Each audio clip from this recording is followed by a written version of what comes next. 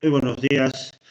En este video analizaré brevemente las propuestas económicas de Manuel Loaiza y de Pedro Gómez, y presentaré tres medidas alternativas que respeten la Constitución, la separación de poderes y el modelo económico-social de mercado.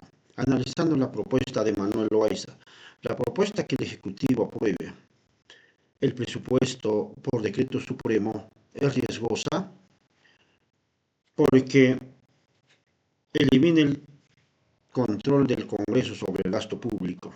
Además, crear impuestos por decreto supremo vulneraría el principio de legalidad tributaria. Finalmente, centralizar obras en Lima debilitaría la descentralización de nuestro país, porque los gobiernos locales y regionales son los que más conocen acerca de sus necesidades.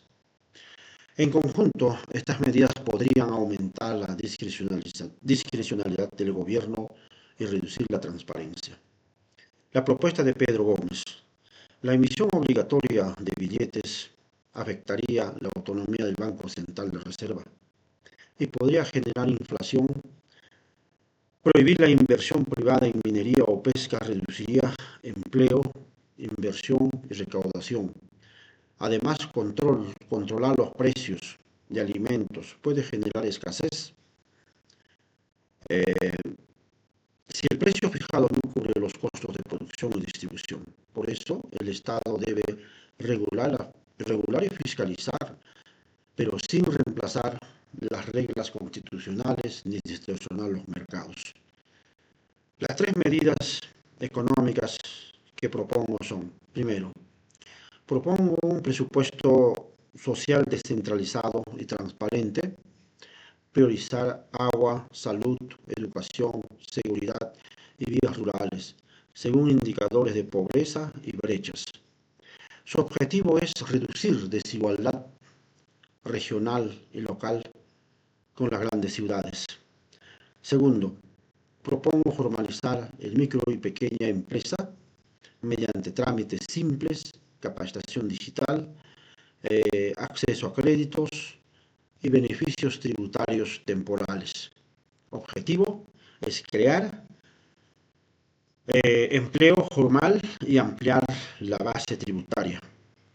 Tercero, propongo un plan de seguridad alimentaria y competencia, con inversión en riego, caminos, almacenamiento, mercados mayoristas y apoyo formalizado a la micro y pequeña empresa.